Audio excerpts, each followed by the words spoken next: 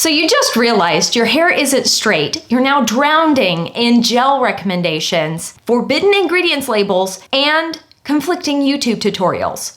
Welcome to the club. Hey there guys, welcome back to my channel. And if you're brand new here, hi, my name's Courtney. And here we skip out on all the confusion and just talk about what actually works and what actually matters when it comes to caring for wavy curly hair. If you're anything like me, when you discovered that your hair wasn't bad, frizzy, straight hair, that it was actually wavy curly hair, and there were all these magical secrets that just needed to be unlocked, and I could rock the most glorious curls of my entire life and existence, you got really excited. And then immediately got wildly overwhelmed. I started embracing my waves and curls back in 2018. Like, I kind of knew I had some wavy curly hair, but it wasn't really curly and it wasn't really straight either. I had to blow fry it into submission and possibly use a flat iron or a curling iron on it to get it to look halfway presentable, or at least that's what I thought. But I had a coworker come into work one day and tell me about this beautiful thing called the Curly Girl Method. I dove off the deep end, way down the rabbit hole, and learned all the stuff and things about caring for waves and curls. Guys, I was so immensely hooked, it wasn't even funny. So today, I wanna talk about the basics, the starter kit, how to start this process on the right foot and avoid all of the pitfalls that I fell into way back in 2018. Basically, this is a love letter to 2018 Courtney from 7 years ago, giving all the tips and tricks and ins and outs that I wish I knew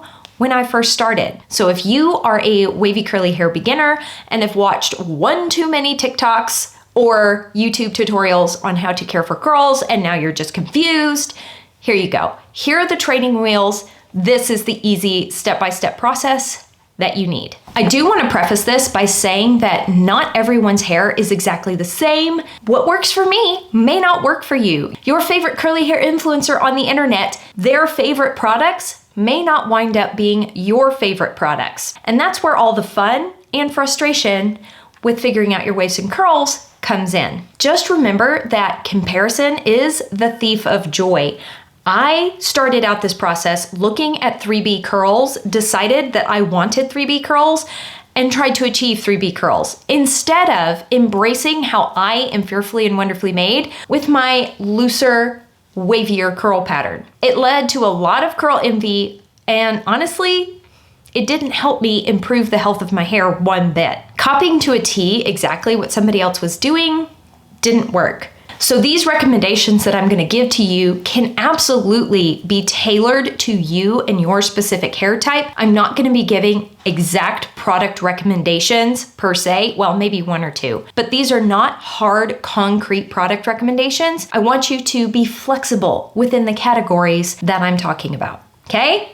Do we get it? Do we understand? Cool. Now, you may be cringing a bit because I'm going to tell you to break one of the cardinal curly girl rules to start this process. I want you to go grab you the Pantene Volume Shampoo or any other shampoo with a sulfate that contains very little else. That's why I like recommending the Pantene Volume Shampoo so much. Back in the day, I loved the Suave Daily Clarifying Shampoo, but sadly they reformulated it and I don't like the new formula. So what we're looking for is water, sodium lauryl sulfate, sodium lauryl sulfate. I want the shampoo to be clear because I don't want there to be any milky or conditioning agents in the shampoo.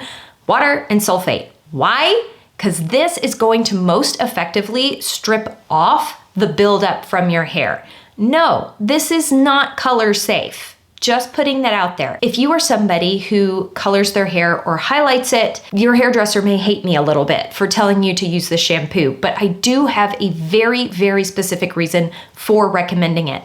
And that is when we can remove all of that past buildup, that oil and sebum buildup, that silicone buildup, that product buildup, hard water deposits, dirt, all that stuff, every single last molecule of buildup from your hair, we have an incredibly clean slate to work with moving forward. 9 times out of 10, the reason that curls look frizzy or floofy or the gel has no hold It's because there's product buildup on the hair. You are gonna need a really good clarifying shampoo in your curly hair cabinet to start this process. But I also need you to have a deep conditioner in your curly hair cabinet. There are a million different options out there. Masks, treatments, deep conditioners. I kind of all lump them into the same category. If it's a deep conditioning treatment, a deeply repairing treatment, this is something that you want to use. That being said, don't just grab any old deep conditioner. Please pick one that is silicone free. And no, I am not demonizing ingredients over here. Clearly, I just told you to use a sulfate, which apparently is one of the worst possible ingredients to come into contact with your hair, according to some people on the internet. I disagree. What I am telling you with not using silicones, which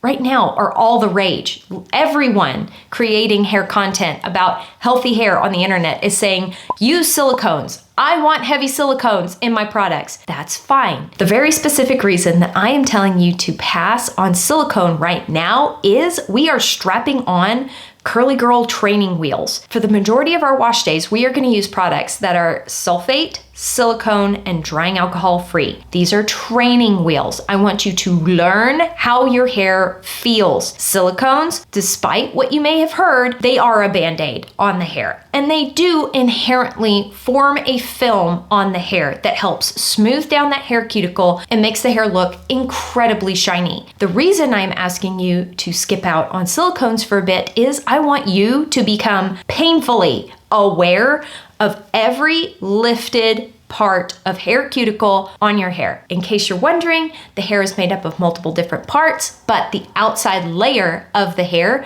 looks like this. It looks like shingles on a house. That is the hair cuticle. These layers of cuticle lay together, and when the hair is really, really healthy, all of those layers of hair cuticle are nice and tight and smooth. But when there's damage to the hair, there are lifted parts on that hair cuticle, just indicating that the hair's damaged. It just is. We're all damaged. We all need therapy and healing. So does your hair. Not using silicones allows you to be fully aware of your hair situation. So, deep conditioner without silicones, okay? After you've used your clarifying shampoo, I want you to get a good amount of that deep conditioner, and I want you to finger comb it through your hair. There's no silicones in this, so you're gonna really feel the hair tangling. Don't panic. This is your opportunity to really get to know your hair. Feel of those specific places and spots in your hair that are more prone to tangles. Add a little bit of water to that section, comb through it. If it's still tangly, add a little bit more mask to that section, comb it through. If it's still tangly, add a little bit more water, comb through. If it's still tangly, add a little bit more mask, comb through. You get the idea. You need the right balance of water and conditioner in your hair in order for the detangling process to be really easy. Also, bonus, because we really clarified our hair and removed all of that buildup, your deep conditioner is going to work so much better on your hair than it would have otherwise. Then, with that deep conditioner still in your hair, I want you to grab a wet brush, something with super bendy bristles, and gently smooth that product into every single strand of your hair. I don't want you using the brush to detangle your hair. That's for your fingers to do. Using your fingers to detangle your hair greatly minimizes damage over time. So that's why we're using our fingers. You can really feel where the tangles are and very gently untangle them. But once all the tangles are out of your hair, you can use that brush for super crazy even distribution of that deep conditioner on every single strand of your hair from root to tip. No, putting deep conditioner near your scalp is not going to make your roots more oily, greasy, because it doesn't have a silicone in it. I personally have found that when I use products that contain a silicone and I do get them near my roots, I do get oily, greasy way, way faster. But when I'm using products that are silicone free, it doesn't make a difference.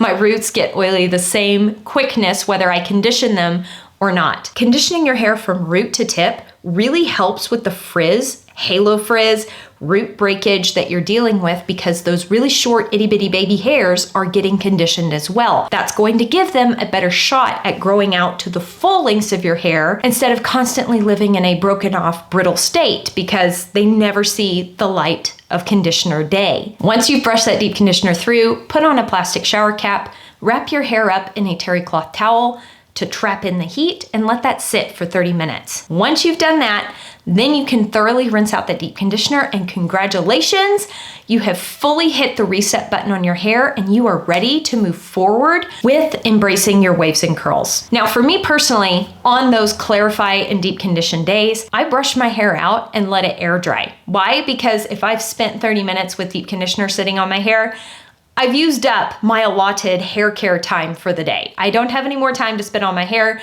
so I am gonna air dry it. I know that doesn't work well for a lot of people, so you could move on to the leave-in conditioner and gel step after using a clarifying shampoo and deep conditioner. Put in your leave-in conditioner and your gel and proceed with the regular Curly Girl Wash Day styling. But I want to talk to you real quick about your regular standard curly hair wash day.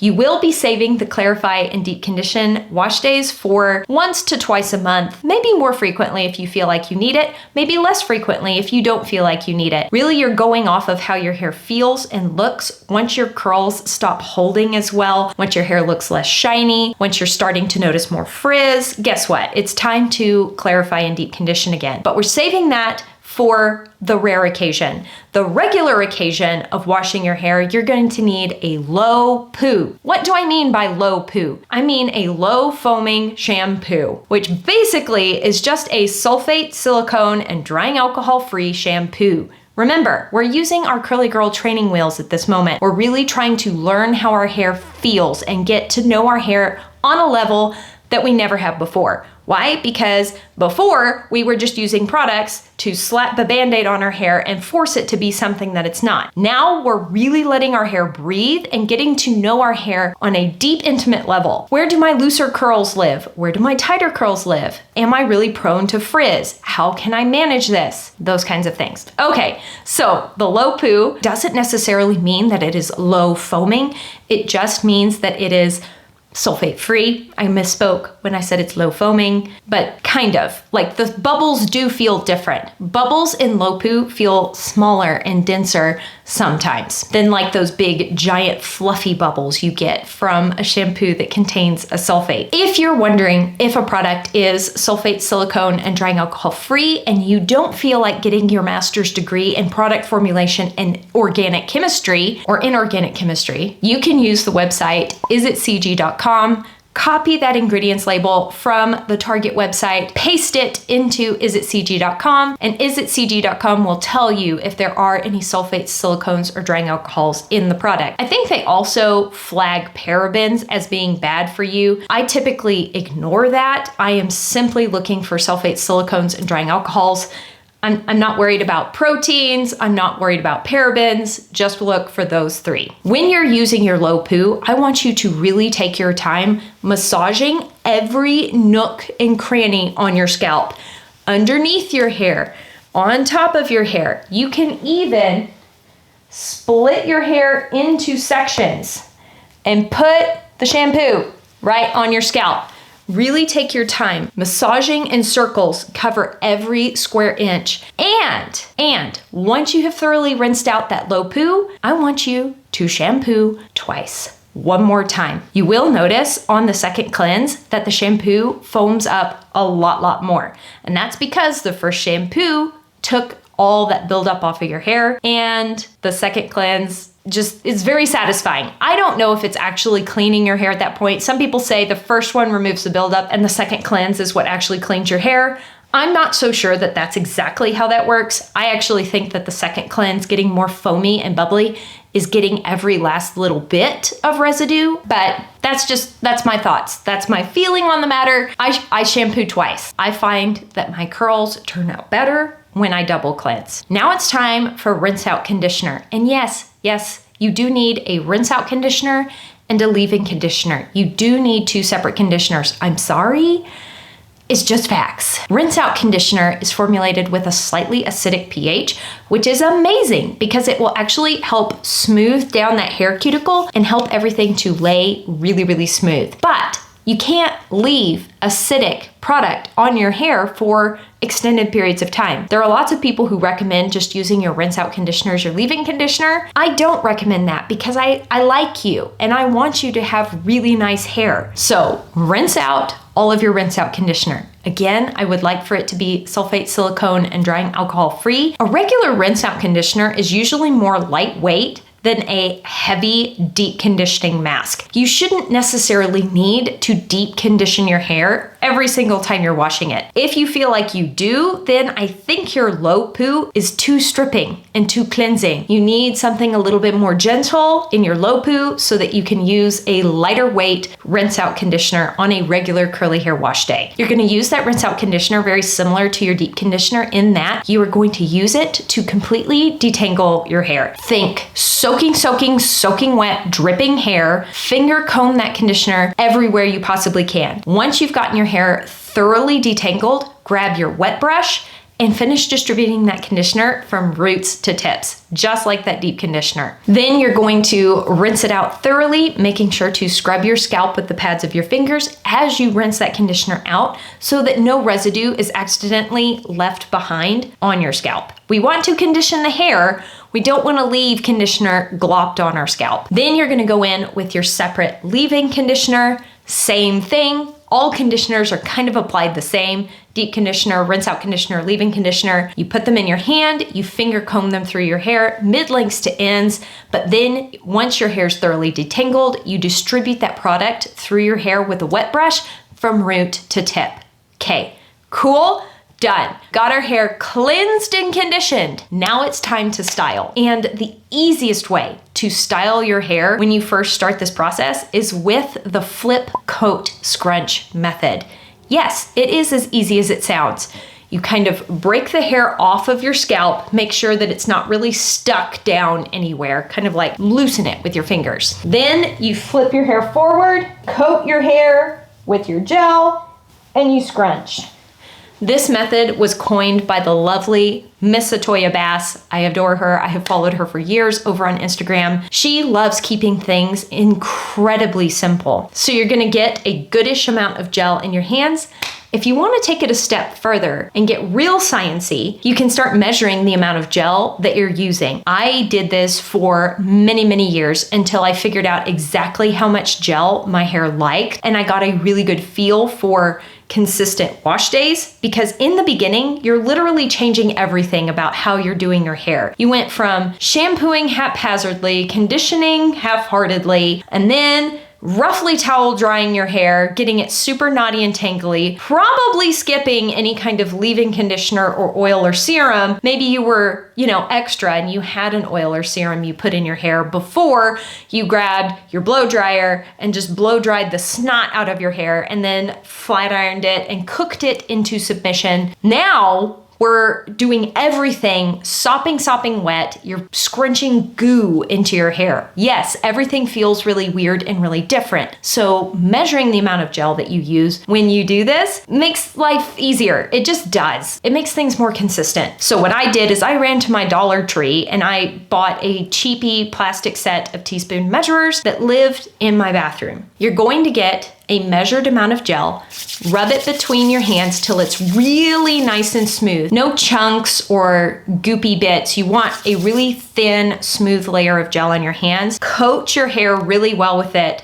Coat the underneath layer, coat the top layer, and scrunch that in. Just take your time pulsing and scrunching that gel into your hair till you feel like you don't feel the gel anymore, till you feel like it's fully soaked into your hair. If your hands still feel sticky, like you've got too much gel on your hands, run your hands under some water and keep scrunching till your hair no longer has that sticky, weird feeling. You'd be surprised at how much gel your hair can soak up. Finding the right balance of gel to put in your hair is a really good thing. If you don't use enough gel, your hair's not gonna have a whole lot of hold. You're not gonna have a lot of curl enhancement. Your curls are gonna look really stretched out. Shine is gonna be minimized, and the frizz is gonna be atrocious. If you use way too much gel, your hair is gonna look really stringy, dry, and frizzy as well. Finding the right balance is key.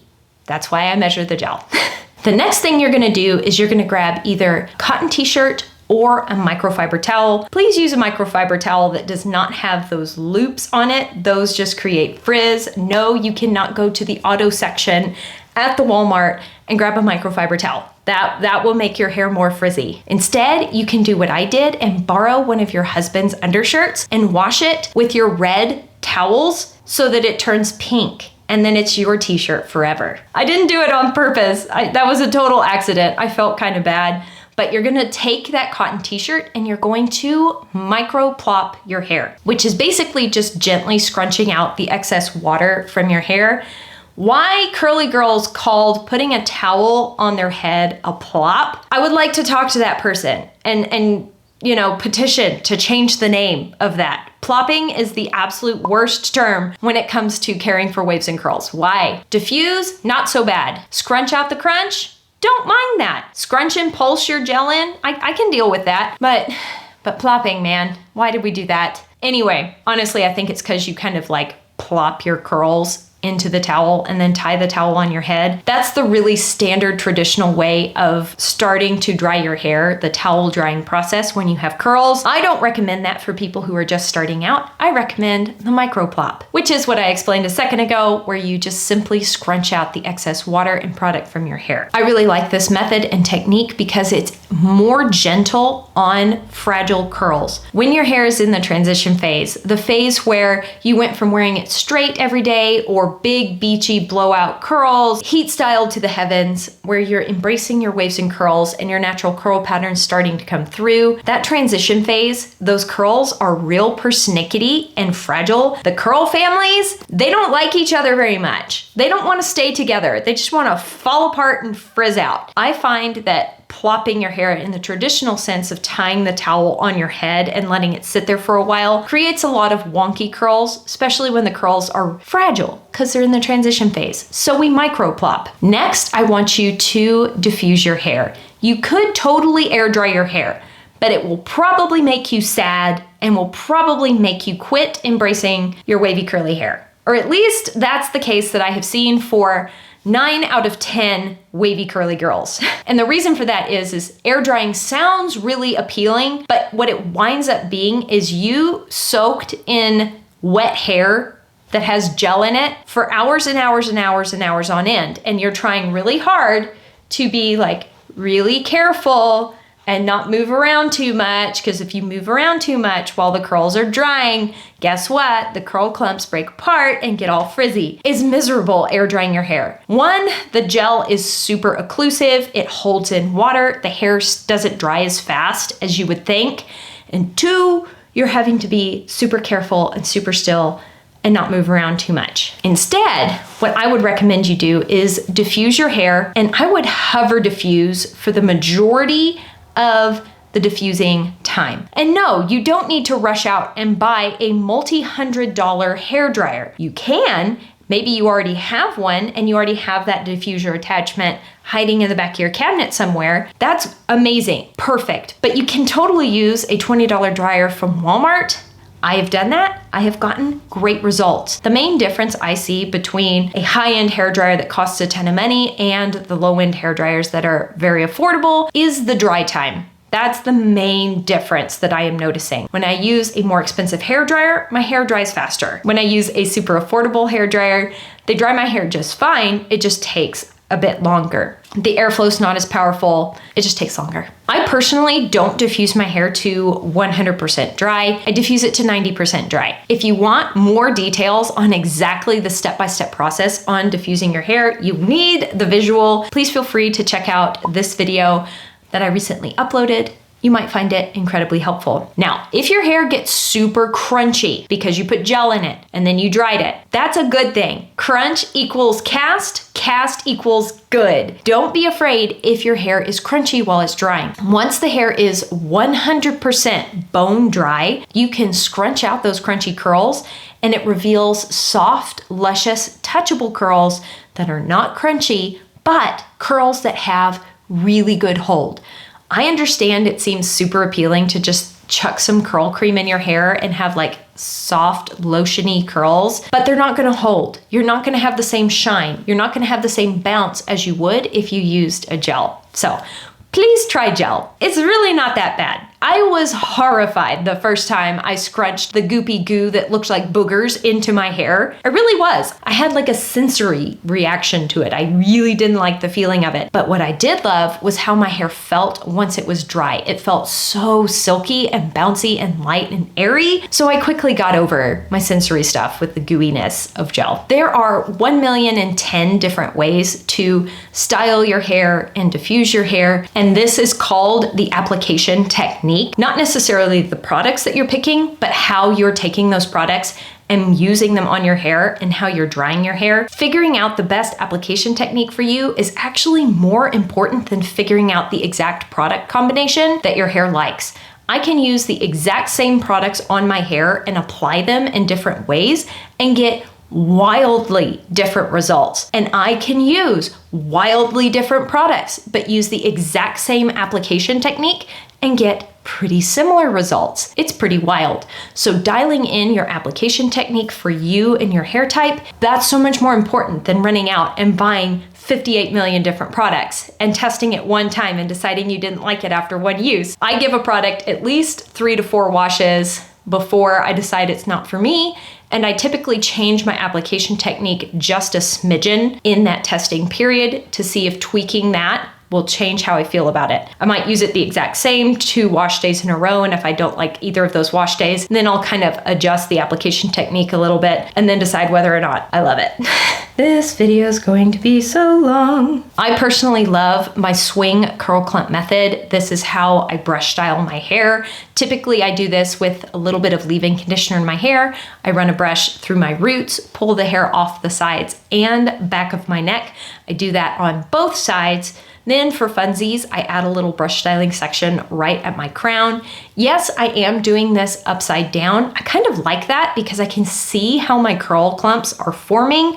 Literally everything's hanging in my face. I can see what's going on. Also, the hair's not on my shoulders, my neck, sticking to my face. It's upside down. And you may be thinking that you can't possibly do that because you have back issues. I don't know what you and your back issues are like, but I personally have a horrendous back. I have multiple degenerative discs in my back. I have injuries in my neck, and I can still bend over and style my hair. And I've actually noticed that my flares with my back and my issues with my neck have gotten a lot better since I've started wearing my hair wavy curly in these past 7 years than they were previously. So I like hanging upside down when I style my hair. It works. I like my swing curl clump method.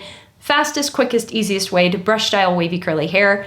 Brush styling can give you really consistent, cohesive, smooth, frizz-free results, but it's not for everybody. So make sure you try several different application techniques. Try flip coat scrunch, try the swing curl clump method, play around with it, document your results, take pictures, write notes of exactly what you did, and then over time, you'll be able to see what's working and what's not. Have I rambled on for an insanely long period of time?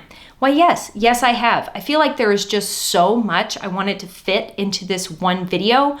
So real quick, rapid fire, I'm gonna run through everything I think you need to start embracing your waves and curls today. The wavy curly hair starter kit, if you will. You need a clarifying shampoo, a deep conditioner, low poo, rinse out conditioner, leave-in conditioner, a gel, a gentle brush, some sort of hair tie that's really gentle, either a silk scrunchie or an Invisibobble, a cotton t-shirt or a microfiber towel, and a satin or silk pillowcase. Did I say gentle brush? I think I did. I have talked so long, I'm not even sure. But those are the things that you need to start embracing your waves and curls today. The last thing you need when you start embracing your waves and curls is a bucket full of stubborn. Get super, super stubborn. Dig your heels in and commit to doing this thing for at least 30 days. Wash your hair every other day. You can wash your hair every day if you want. I don't recommend that long term, but in the beginning, when day 2 hair looks absolutely atrocious and you simply can't exist on planet Earth with hair that looks that bad, that's fine. Go ahead and wash and style it again. Getting more reps in of washing and styling your hair is kind of like getting more reps in at the gym. You'll kind of figure out your hair faster than if you only washed your hair once a week. For the love of your scalp, please Do not wash your hair once a week. That was a really popular concept when I personally first started the curly girl thing. And yeah, 2018 Courtney, please don't try and wash your hair once a week. Just don't. Don't do it. You cannot decrease the oiliness of your scalp by simply washing your hair less frequently. That's not how oil production works. How oily or dry you are is based on your hormones, your diet. It's all mostly internal factors, not external factors. So please wash your hair as frequently as you need. I have settled into a routine for me that's once every 2 days to every 3 days with my hair. Clarify and deep condition your hair once a week, twice a month, once a month, but dig your heels in and get stubborn, because you're gonna have some really, really bad hair days in this first month of embracing your waves and curls. I personally didn't start getting super consistent wash days until about 8 months into figuring out my hair.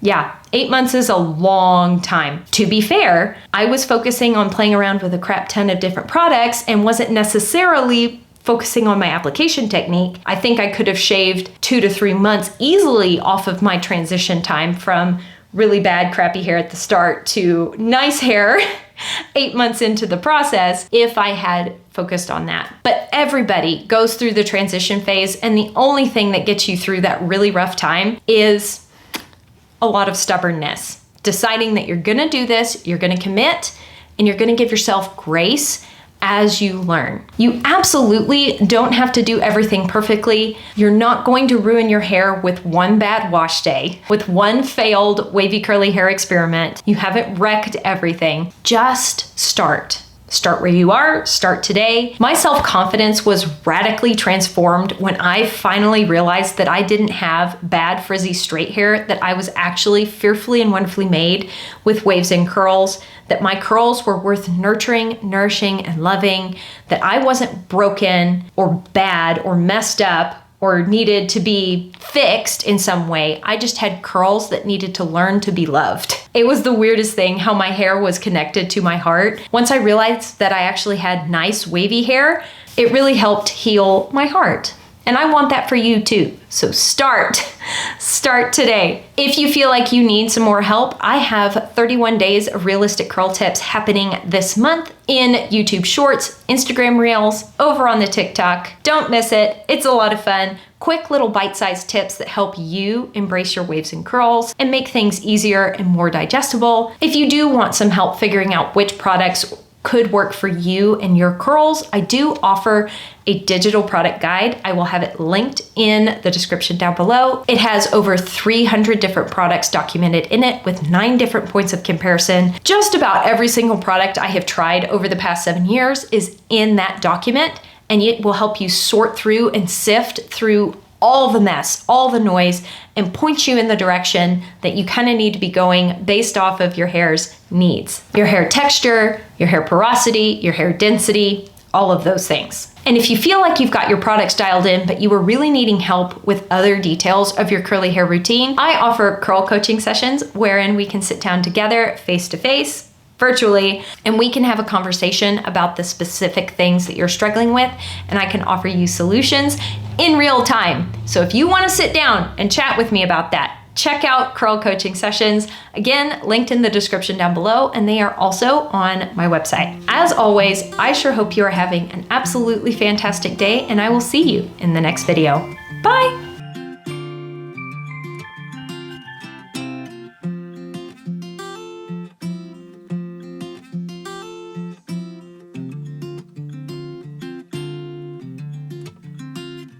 And for anybody wondering, this is day 2 brushed out hair. No, I'm not one of those curly girls that is very anti-brush out your hair when it's dry. I think when you have a looser curl pattern and you had a day 2 hair that you weren't feeling, maybe just brush it out. You know, start at the ends, super gently work your way to the top. Bonus curly girl points if you put in a little bit of oil in your hair before you brush it out so that there's some more slip to your hair, less damage. Yeah, let's do that.